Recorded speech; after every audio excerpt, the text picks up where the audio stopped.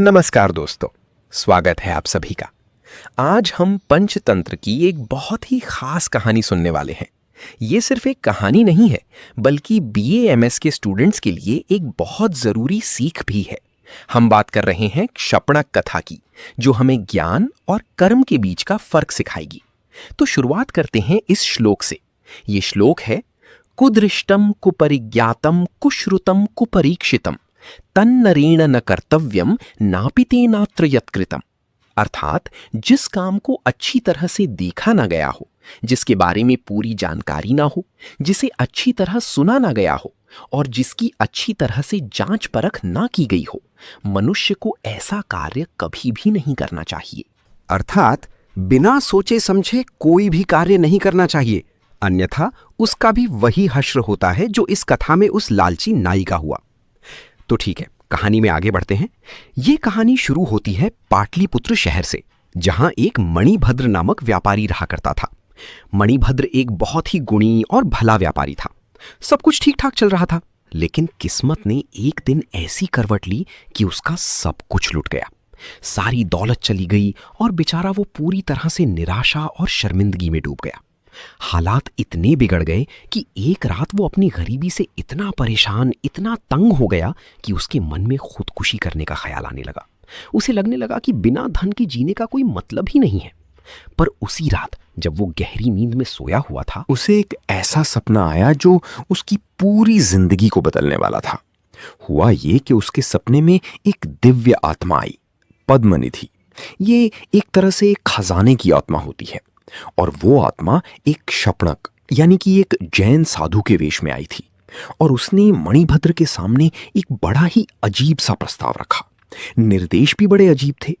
उस जैन साधु ने कहा, देखो, मैं कल सुबह तुम्हारे घर पर आऊंगा, और जैसे ही मैं आऊं तुम बिना सोचे समझे मेरे सिर पर जोर से लाठी मारना, और जैसे ही तुम मारोगे मैं ठोस सोने में बदल जाऊंगा। मणिभद्र की जब नींद खुली तो वो बड़ी उलझन में था। वो सोचने लगा, क्या ये सच में कोई दैवीय संदेश था या फिर ये बस मेरे परेशान दिमाग की उपज थी, जो हर वक्त पैसे के बारे में ही सोचता रहता है। और फिर कुछ ऐसा हुआ जिसकी उसने कल्पना भी नहीं की थी। ठीक उसी वक्त उसकी पत्नी ने घर पर एक नाई को बुलाया। तभी दरवाजे पर कौन था? वही साधु, हूबहू वैसा ही जैसा मणिभद्र ने अपने सपने में देखा था। अब तो मणिभद्र को यकीन हो गया कि सपना सच था। उसने पास में पड़ी एक लाठी उठाई और एक ही झटके में साधु के सिर पर दे मारी, और चमत्कार हो गया। वो साधु सचमुच सोने के एक बड़े से ढेर में बदल गया। पर इस पूरी घटना का एक गवाह भी था, वही नाई जो घर पर बुलाया गया था।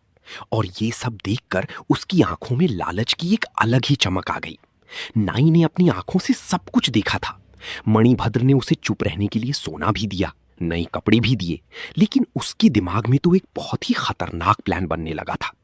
और देखिए, यहीं पर कहानी का सबसे बड़ा सबक छिपा है। मणिभद्र ने जो किया वो हताशा में एक दैवीय निर्देश का पालन था। वहीं दूसरी तरफ नाई जो करने जा रहा था वो सिर्फ लालच था। नाई ने सोचा कि वो भी यही चमत्कार दोहराएगा। उसने कुछ जैन साधुओं के एक समूह को बड़े आदर के साथ भोजन करने के लिए अपने घर पर बुलाया। बेचारे साधु, उन्हें क्या पता था कि उस नाई के मन में क्या चल रहा है। तो अब नाई ने अपनी मूर्खता भरी योजना को अंजाम देना शुरू कर दिया, और इसका नतीजा, जैसा कि आप सोच सकते हैं, बहुत ही भयानक होने वाला था। जैसे ही सारे साधु खाना खाने के लिए घर के अंदर आए, उस नाई ने झट से दरवाजा अंदर से बंद कर लिया। अब किसी के लिए भी बाहर निकलना नामुमकिन ही था। और फिर उसने वही किया जो उसने मणिभद्र को करते देखा था। एक मजबूत लाठी उठाई और एक एक करके उन बेबस साधुओं के सर पर बेरहमी से मारना शुरू कर दिया। वो सोच रहा था कि अभी चमत्कार होगा, अभी ये सब सोने में बदल जाएंगे। पर वहां कोई सोना नहीं था। सोने की जगह थी सिर्फ चीख पुकार, दर्द और खून खराबा। बेचारे साधु एक एक करके बुरी तरह घायल होकर जमीन पर गिरने लगे। जाहिर है, इतना शोर शराबा सुनकर नगर के सिपाही पहुंच गए। नाई को पकड़ लिया गया। जब उसे अदालत में पेश किया गया तो पूरी सच्चाई सामने आ गई। मणिभद्र को भी बुलाया गया। उसने अपने सपने की बात बताई और आखिर में जजों ने उस लालची नाई को उसकी इस भयानक मूर्खतापूर्ण हरकत के लिए मौत की सजा सुना दी। तो अब हम घूम फिरकर वापस उसी श्लोक पर आते हैं जिससे हमने शुरुआत की थी।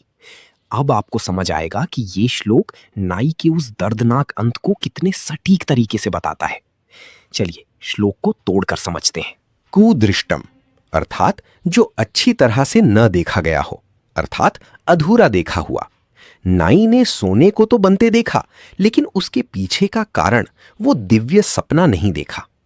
फिर है कुपरिज्ञातम अर्थात जिसे अच्छी तरह से न जाना गया हो, अर्थात अधूरी जानकारी।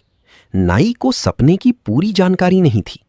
फिर है कुश्रुतम अर्थात जो अच्छी तरह से न सुना गया हो, अर्थात आधा अधूरा सुना हुआ। नाई को कोई दिव्य आदेश सुनने को नहीं मिला था। फिर है कुपरीक्षितम अर्थात जिसकी अच्छी तरह से जांच या परीक्षा न की गई हो। आखिर उस नाई ने कभी ये जानने की कोशिश ही नहीं की कि आखिर ये चमत्कार हुआ क्यों। उसने बस नकल की और नतीजा एक भयानक मौत। और यही इस पूरी कहानी का निचोड़ है, खास तौर पर BA MS के स्टूडेंट्स के लिए। ज्ञान का असली मतलब सिर्फ देखना नहीं होता, बल्कि उसे सही तरह से समझना होता है।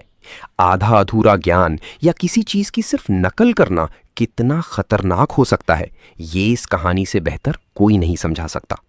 तो ये थी शपणक कथा और उससे जुड़ा एक बहुत जरूरी सबक। उम्मीद है आपको ये कथा पसंद आई होगी। ऐसी ही और जरूरी टॉपिक्स को आसानी से समझने के लिए हमारे साथ जुड़े रहें। ये वीडियो आपको पसंद आया हो तो इसे लाइक करें और शेयर करें, और हमारे चैनल आयुर्वेदा एजुकेशन को सब्सक्राइब करना बिल्कुल ना भूलें।